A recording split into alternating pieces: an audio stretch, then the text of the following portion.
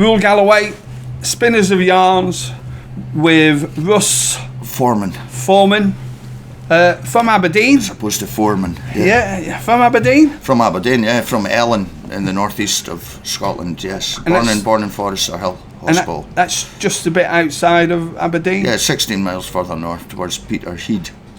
Yeah. And how was it growing up in Aberdeen? Well, growing up in Aberdeen for me was excellent. You know, my family were from Cruden Bay, which was on the beach just beside, so we spent the summers there, and I was very fortunate. My old man had a good job. My mum was into music and fashion. She'd opened a boutique. She was a music teacher, then she opened a boutique. So we were, what you would class as semi-affluent, and I was taking on holidays and things like that when I was a kid. So I had a great time growing up in Aberdeen. Yeah. And kind of like, you remember your school experience? Did you enjoy literature whilst you were at school? Yeah, quite the opposite. I mean, I didn't like my school. When I think back on it, I was at a posh school. I went to a fee-paying school because I think I showed a bit of aptitude when I was younger. And so they put me into this all-boys school, and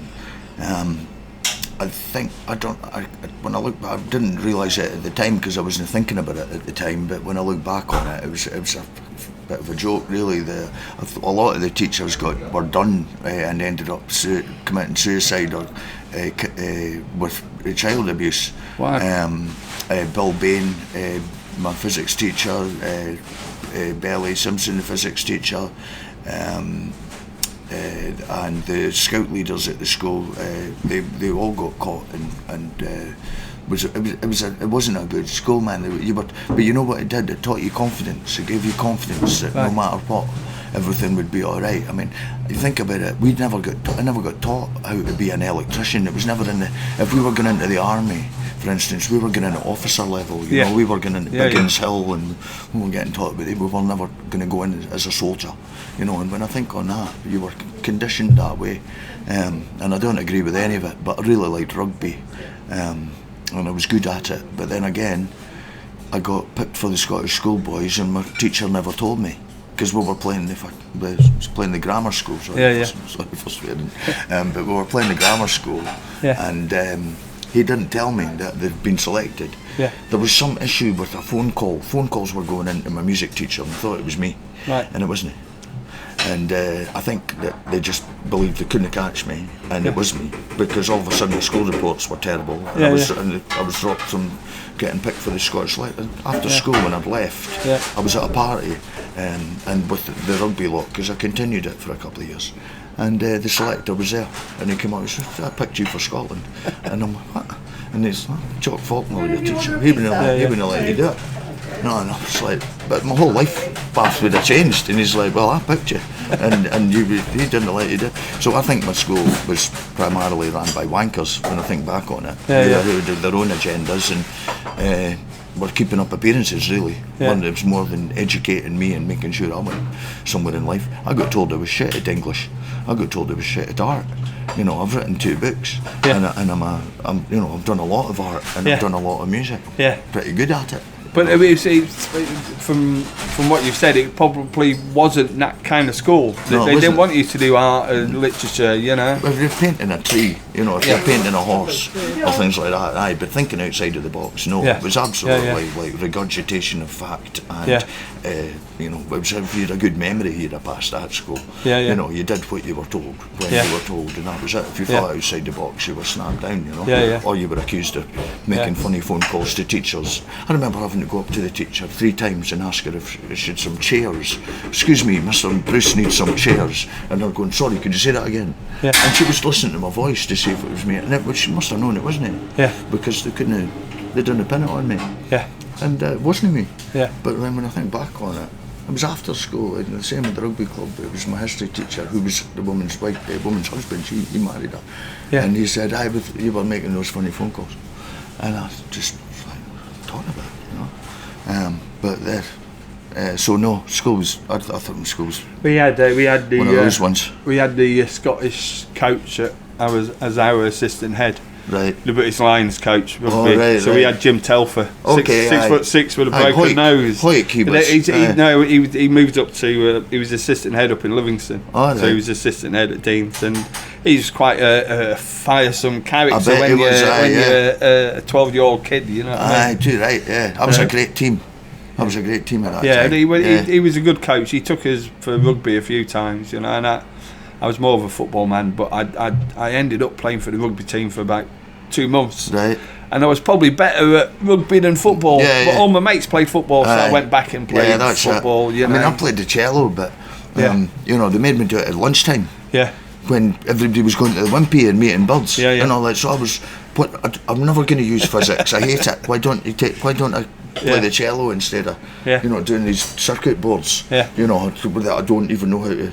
You know, and I couldn't even wire a plug, you know, but I could play the cello, and I jacked it. I jacked the cello so that I could go and meet lassies in the Wimpy. That's what there was no choice at all, you know, for a man of my age, for a kid of my age. So what year did he leave school then? I left school in 87. 87. So thankfully. Just right on the perfect time to catch the new wave of what was happening, you know. I went to New York that summer. Okay. And I went to Mars. I went to some clubs for the first time, you know, and I knew house music at that point. I was into it. But they were only playing perhaps half an hour of it in the clubs, and I remember asking my friend Rachel if she would dance with me when the house stuff came on, because I didn't want to look gay. And she said, "Yeah, I'll dance with you. I like it too." and I was driving down to clubs in Manchester and thinking, well, we better bring some style council or something like that. How are we going to listen to house music for 2.5 hours straight on the journey, you know? That's a bit of a trek from Aberdeen. Doing 4-hour sets here twice a day now, you know? I used to work for Shoe, and I used to drive up to Aberdeen to Union Street, innit?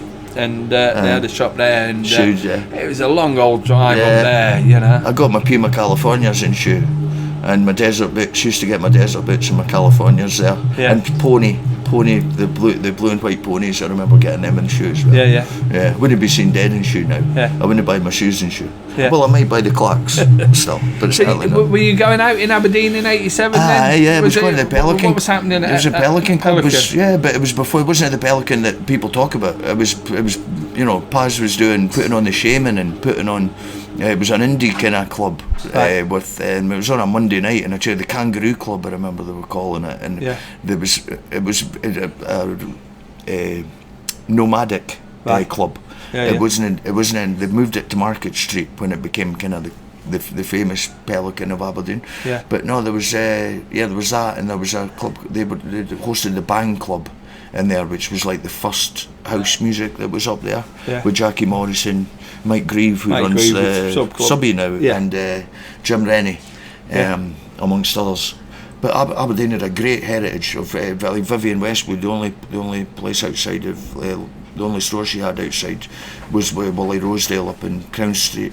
Willie was at the Shoom, and you know, these were like close knit connection with the clubland of the 80s, same as Edinburgh. Edinburgh did too, very much so, with the City Cafe and Steve Strange and all that moving up.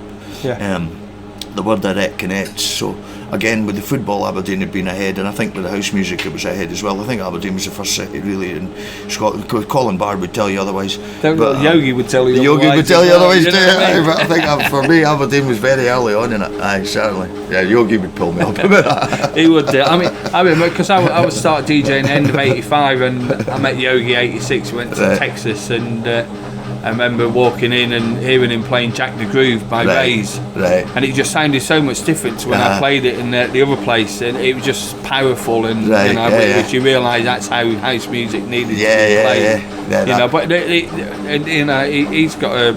Well, I'll give him that. If that was '86, I think that was pre-Band Club. But it wasn't that busy. You know what I mean? No. In honesty to him, you know. But when he took it over, end of '87, when they started the Hooch, that's when it started getting busy. And there was the Hooch and the Thunderbird. They were the ones that kind of launched it. We were doing what was the place? It was Oblomov, I think it was called, on the Mound. We had a basement in there, and there was I was about 15-20 people. Bootsy was the DJ, and Brainstorm. Did he move to Edinburgh? Didn't he, Bootsy? Bootsy, he was a like soul DJ packed it in. He stopped DJing. Yeah. But it was him and Yogi were the two DJs that everyone kind of looked up to in Edinburgh at the time. Yeah. And there was like Wilkie House, I remember. Dave Alexander and Colin and Little Wan. You know what was brilliant then was the Relaxed All Weekendo. Yeah. That club was fucking amazing. Which one was that? It was the absolute insanity that was by they did the Shavers Weekly. Right. You know, there was naked people in it, and there was competitions. Was that Fred? Fred, it was Fred and Big Lorna. Fred was great at PR because he had this PR in the Sunday Mail once about kind of like sex going on in his clubs. Yeah. Me and Yogi went up on a Sunday night. Nothing happened. Above coast. That was it. Yeah. We were like this. Oh, yeah. We stayed about half an hour. It was just like that. Well, we sacked it off. I saw quite a lot happening. Did you? Like, in that place. Right, I've seen quite wild, like the games of dares that they had for 6 red stripes. Blind boxing. Ski jumps. They would play Motorhead, and then they would play Frank Sinatra, and then they would destroy a fridge, and they would just say like six cans to the first person to bring us back a bin bag through the street, and folk would run out into the street. But then they got stopped because they had a naked volleyball competition on and Leith Links, and they were getting away with that. And then they lined up 20p pieces on the park bench and said, like, first person to bring us a Mars bar gets six. It was always a 6-pack of red stripe. First person gets a Mars bar. So everyone that was naked just stopped playing volleyball, grabbed the 20p and headed to the first shop. And when they showed the guy in the shop, all he had was 20 naked people running in, and I think he suffered 4 facial cuts with the 20p getting thrown at him, and people was just grabbing the Mars bars and running, taking a 20, grabbing a bar, and then that got in the front page of the News of the World or something. That did. That was, and then they had to change its name. That's when it turned into Shavers Weekly. But for me, that was the best Edinburgh club. That was the one that was the most eye-opening. Because we talked about this when we first met a few years ago, because I remember DJing at UFO on the Sunday night at the venue. Sunday night. With Craig Smith, and it only lasted 6 months, 9 months or something like that. Never really talked, and then it went into Pure after that. UFO. There was UFO, but I think it was a Friday UFO. And then UFO was the Sunday, definitely, because I was doing a soul club down in Carlton Studios, and so I kind of like I popped along to the venue. Brad was there, Figs was there, and kind of like did my set for an hour or whatever it was, and then went back to Carlton Studios. Well, as I remember it, it was we did a Sunday night because we had MC Kinky up, and we had some other. But Yogi was doing that, but that wasn't a UFO. As I remember, that UFO was on the Friday because there was a riot at UFO. At the Paris Angels gig, and then the following week it became Pure, so it just changed. It became a members only club. It was on it was a Friday. It was a Friday. Pure was Friday, but the UFO definitely started on the Sunday night. Or maybe it kicked off on a Sunday and moved to Friday. That explains it then. Because I was this year. I was trying to figure. I remember putting on Karen Geary, Kinky. I remember putting her on, and because she played in Glasgow on the Saturday. And there was a funny incident because I remember that, and then she ended up through Edinburgh earlier than expected. She got run out of Glasgow basically. But that was the point when I'd moved off. You know what I mean? 1991. I moved down to Hull, so I didn't really spend a lot of time in Edinburgh. And Edinburgh was changing. After that, you had the what was the place opposite the Usher Hall? No. Oh yeah, I remember that. The Lemon Tree or something like that. Was Citrus Club. Citrus Club. That's it. Yeah. That's when that started to take off, and Havana were doing in there. And it was soft. It wasn't like what we were. Sativa and that they started up, and then because they were all saying the Pure was soft. You know, I mean there was nothing soft about it. We were playing Stacker Humanoid and things like that. It wasn't soft, you know. But Pure was a big legendary Edinburgh club. Oh hell yeah, all over the world. Pure's known. Yeah, I mean not now so much. The kids, a lot I'm noticing that the kids aren't maybe perhaps so aware now, but certainly I rode the Pure horse for 25 years. You know, like it was, you know, it gets you a lot of credibility, a lot of respect, all over the world. People have heard of it.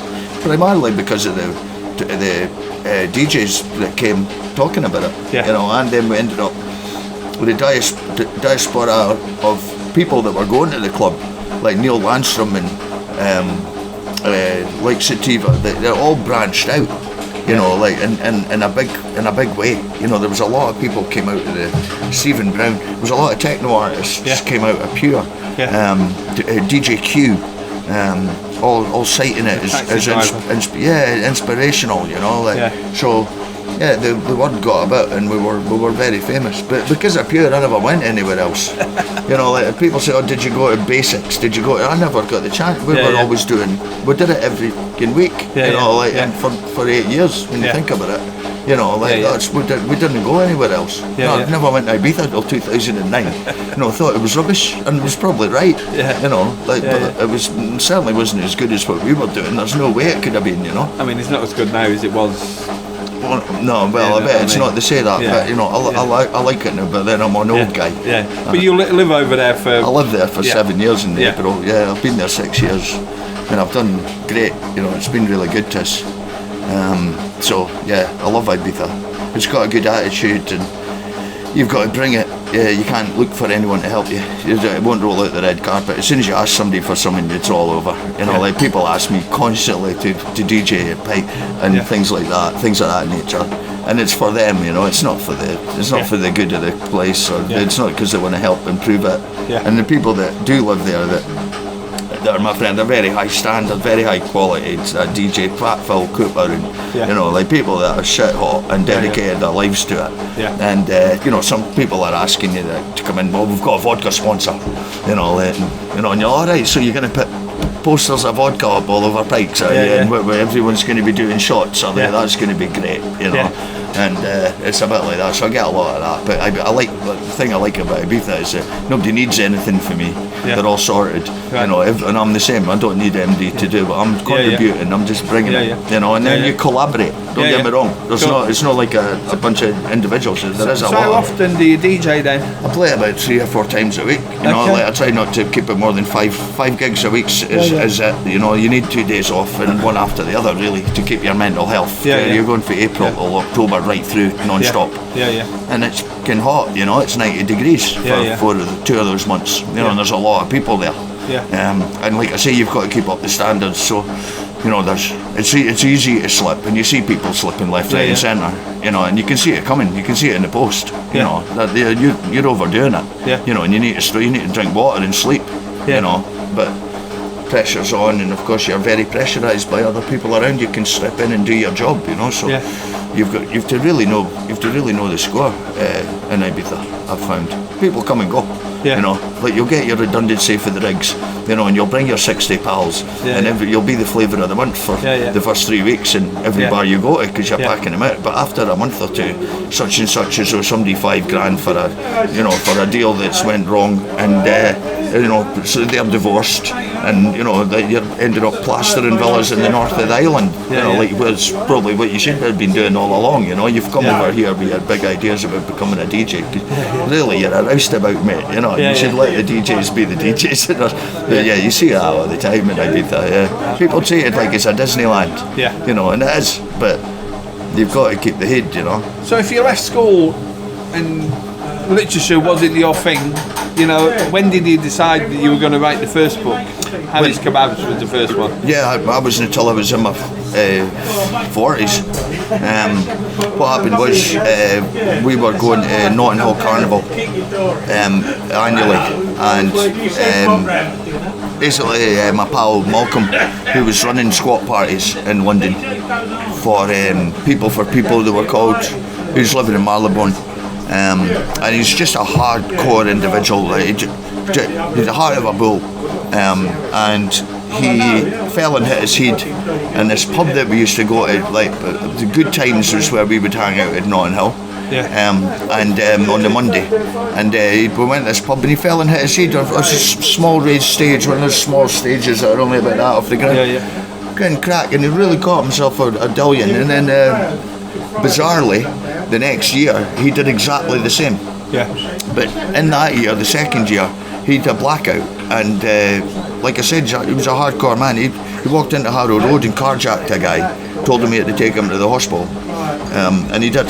So he took him to hospital, and then he was in the hospital for whatever it was. And then I was left, it was a Monday, Tuesday, but on the Thursday I phoned him up and said, how's your head? And he said, well, do you know I got mugged? And I was like, no, you never get mugged, you slipped and hit your head. And well, do you know what happened? And I'm like, I was right there. I said, and then you carjacked a guy in Harrow Road. I was like, and he's like, what? And I'm like, aye, like you were a one-man army, mate. And I says, and your wife took your wallet. They got my wallet. And I'm like, your wife took your wallet. Long story short, he developed dementia because of those 2 bangs in the head. Did he? And the onset was really quick. Right. And he went from being this guy capable of all that to forgetting and wandering up the A1 to heading towards Scotland. Right. He was in Brent Cross, kept getting picked up on the road. We'd have to dress him in a bright orange. And I thought, I'm going to write, he forgot what we'd done, so I thought I'm going to write down what we did to jog your memory. And after 3 weeks I'd written 19,000 words. 3 and weeks. remember Carly, my pal, was doing a thesis, 10,000, this bloody thesis, 10,000, and take me all you. And I was like, wait a minute, I've just written 19, I'm not getting marked in it. But I'm not getting marked, but it's fine. I've still written 19,000 words. How many words is in a book? So I googled it. How many words in a book? 50,000 words is a novel. And I thought, I'm going to write a book for him. I'll write a book for Malcolm. How do I do that? So I said, how do I write a book? And then my pal Spawny, he gave me, it was a post. I mean, don't tell anyone, but I hadn't read that many books. Okay, I won't tell anybody. At the time, I've written more books than I'd read at the time. Right. But at one point, I will say that, and I get told not to say that. But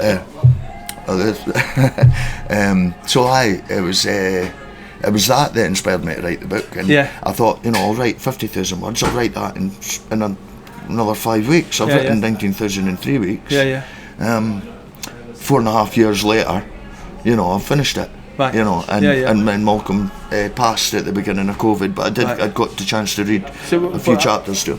So how did you get somebody to edit it? Or? I had wrote it, and then I got my pal John, who was another London head, from Nuclear Free Zone, like down in Brixton, Cold Harbour Lane, the 414 Club, that mob. So one of them did it.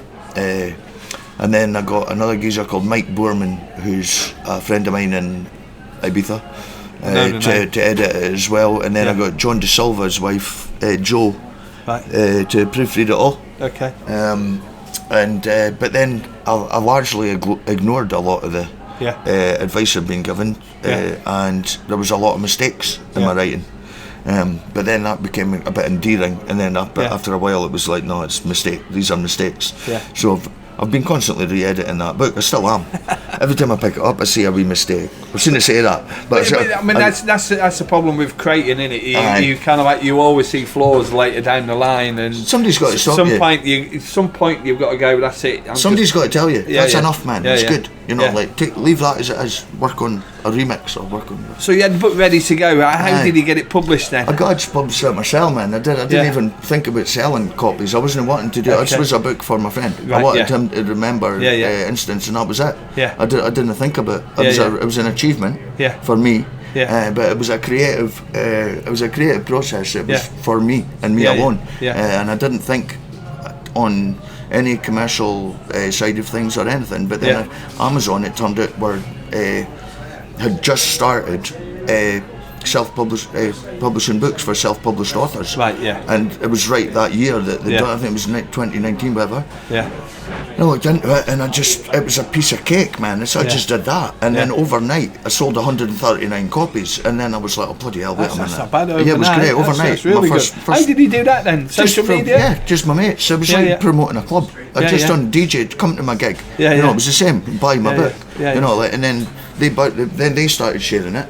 Oh, there's this book's come out. And then it was Luke Solomon, from Classic. He was the first one that I got sent. Have you seen this? And it was an Instagram post with Luke's ace new book on rave culture. And Johnny Rock pulled me up in Pikes 2 weeks later.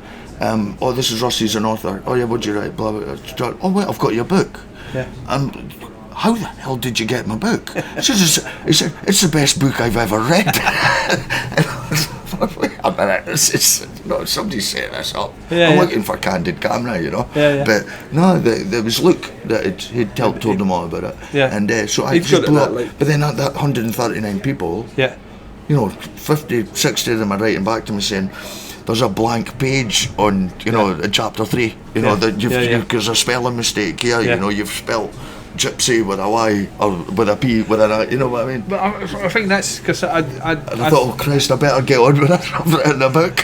I sent the first issue of Spinners to the head of English of my school, right? And I left school with no qualifications. I got kicked out of English. The school wasn't for me. Brilliant. And he came back and because he's been taught all the rules and regulations of English. You know, he's like, you know, going there's flaws. I'm like, I know, but that's what literature is not about. The flaws. It's about getting it down on paper. And you know, I interviewed a lad called Colin Burnett who's just published his second book, who's Aldo.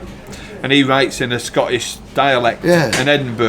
I'm friends with him on Instagram, I think. His first 2 books have been really good, and you know he suffers from dyslexia and a few other things. So it's a struggle for him to do it. But you know he writes in the way that he talks, which is, you know, that's how I do it. Yeah, exactly. I mean that's the thing, you know. It was pretty much alliteration. You know, like grammatical styles that you would get taught about. And then if you used them in your essays, then you would get better marks. But it didn't occur to me that we were being taught these things to use them. You know, so when I got told to write an essay, I was like, yes, and just started writing it in.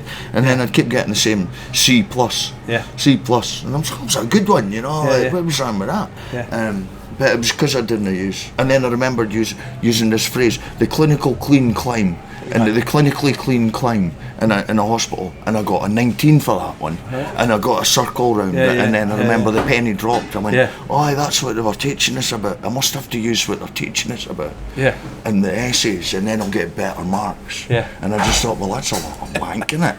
You know what I mean? I mean, I did like Shakespeare. I did enjoy it, but I was like, getting marked on it. I would know. For me, literature is about contemporary writing. So you know, I want to read something that I can connect to. And but when I went to university, and I went when I was 24, so I got my O grades and my Highers a bit later. And I did literature at uni, and one of the first. What uni was that? I went to Hull. So we there was the old Polytechnic as it was, Humberside, and then.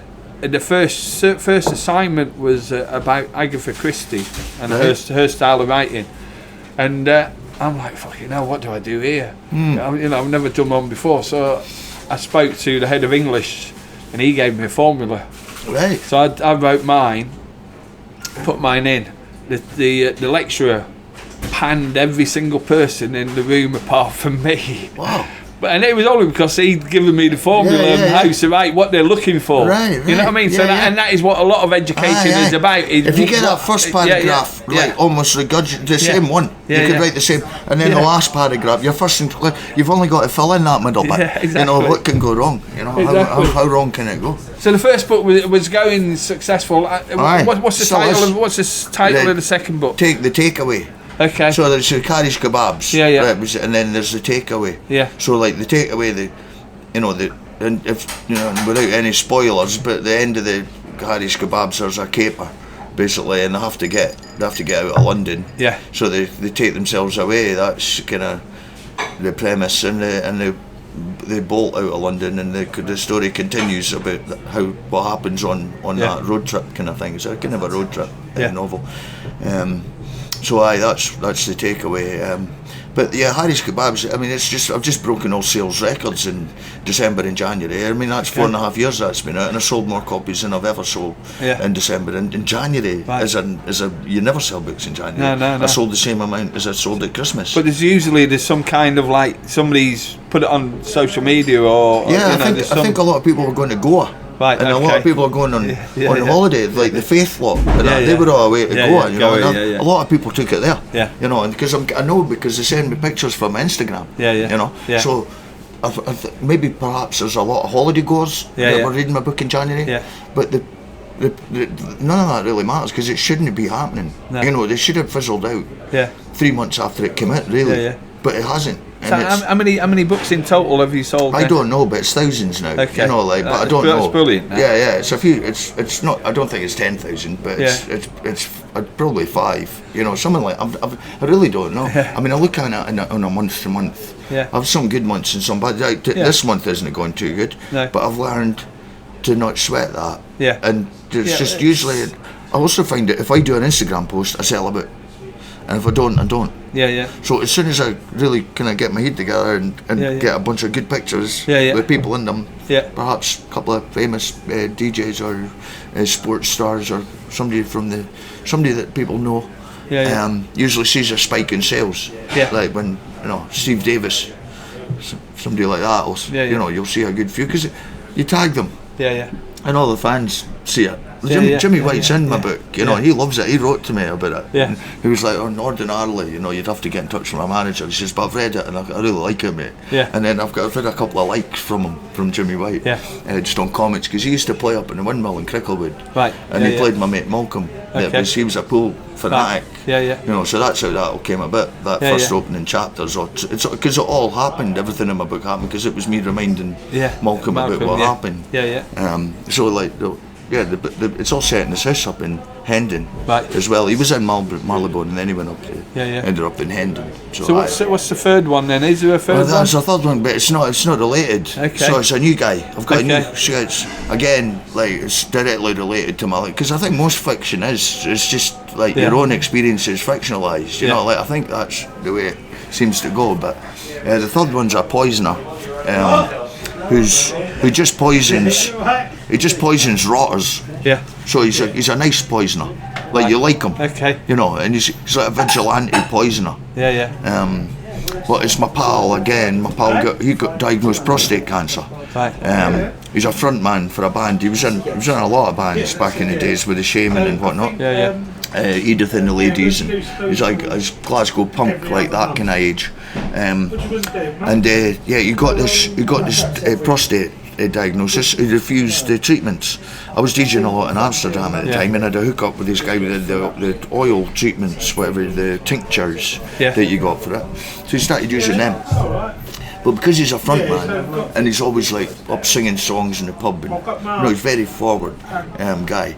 He went on Facebook, started writing his memoir, because he thought he'd 18 months to go. And he's fessed up that he poisoned his uncle when he was 14 because he was abusing him, and then he did another guy in Muswell Hill when he was 30 because he had him running about on a drug debt that he got himself involved in. This guy had him running about with 15 years worth in his motor every day, given whatever much it was, a wee bag of whatever at night, and he had to stop it. He had to get out of that. So he poisoned him as well, but he never killed either of them. He just fucked him up enough to and they never messed with him again. And I sat and looked at it, and of course he's written this on Facebook, and I'm thinking, what are you doing? Like he's just a me type, He went back to the doctors after 6 months for his checkup, and his counts went from 94 down to 2, and he hasn't got it anymore, and he's fessed it all up.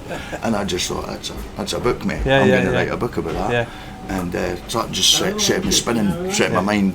So then I just thought, right, okay, who would I like to seen poisoned in my days, and I just go through my life and I think, But I had diabetes 7 years ago, right? And I got wheeled out to take metformin, right? And I said, no, I'm not going to take it. It's not daft, is it? It's just that you've got too much blood sugars in your body. Yeah. What do? You cut down on all the sugar, and I turned it around in about 4 months. Right. You got to keep on top of it all the time, and particularly over the last couple of years, it's really difficult. And is that just like your diet? That's like my diet. At regular times and things like that. The diet. I don't eat anything processed. You know what I mean? Because I find now if I eat something processed, I start getting a bit lethargic.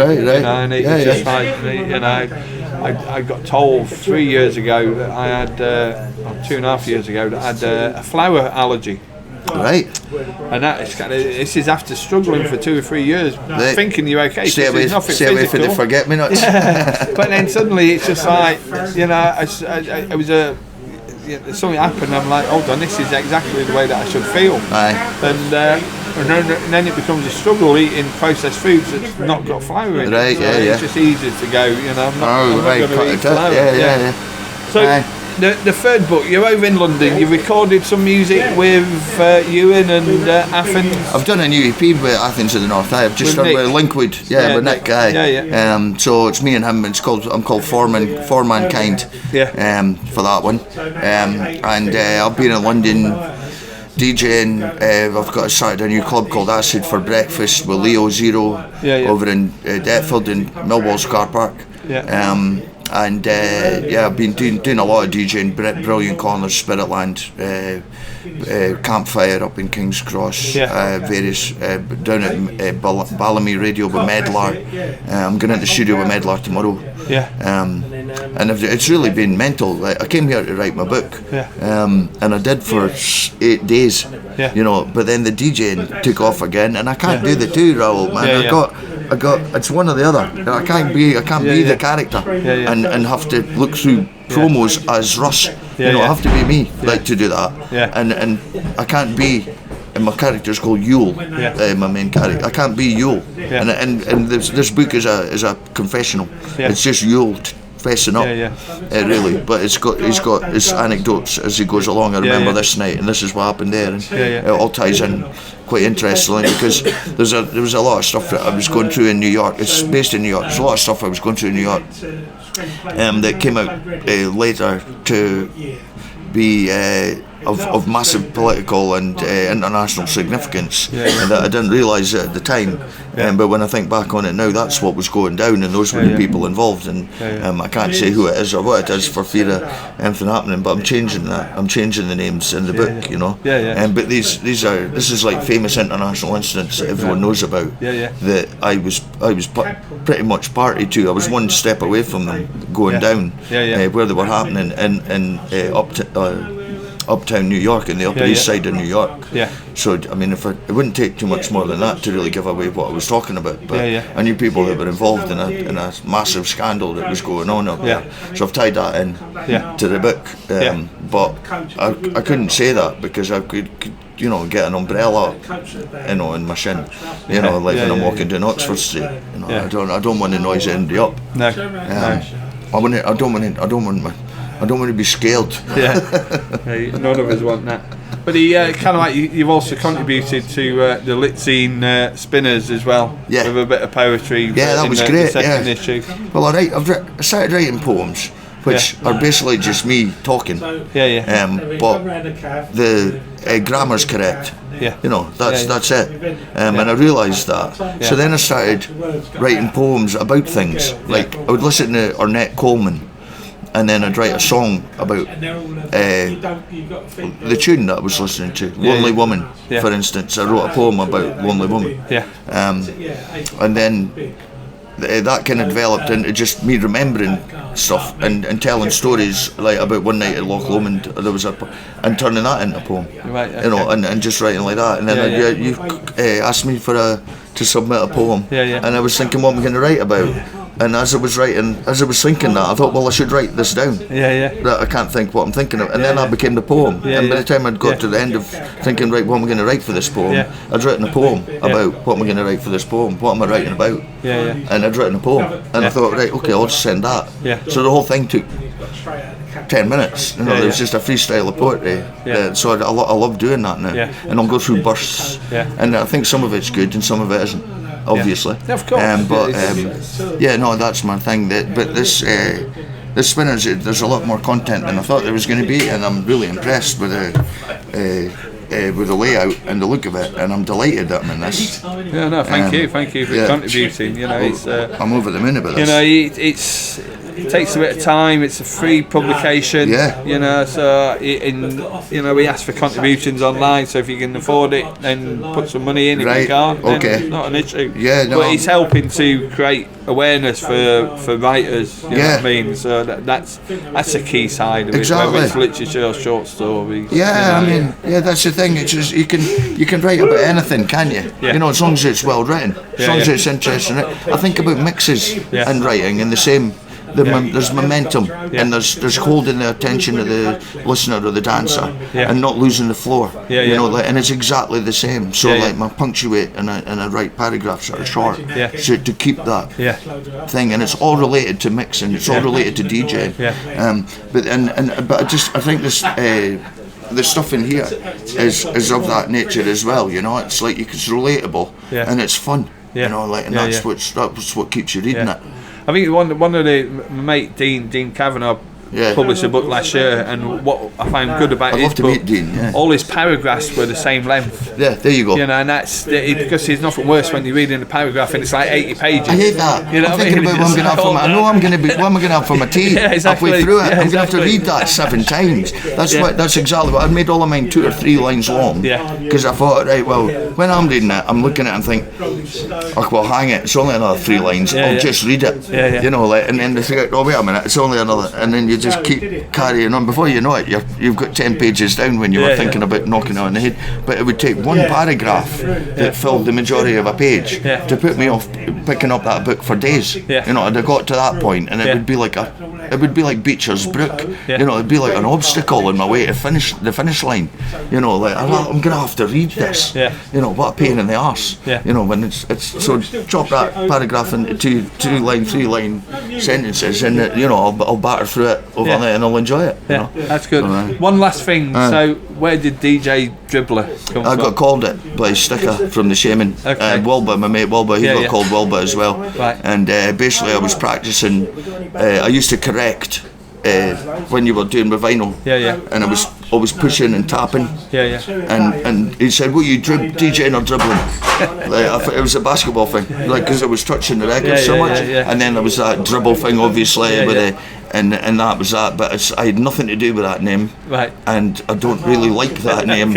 And but I've been stuck with it, you know, and that's it. And people have pulled me up and said, "You've got to change that name," and I'm like, "Well, I've had it for 35 years, like, you know, do I?" But I have for the releases. I'm called Forman Kind now, and I will probably phase it out and start using my name. But I always thought, I don't know, there's just something about calling yourself DJ Willie Smith, you know, that I thought was rubbish. Also, I came from like the hip hop era when the DJs had nicknames, and it was a highly illegal activity we were doing.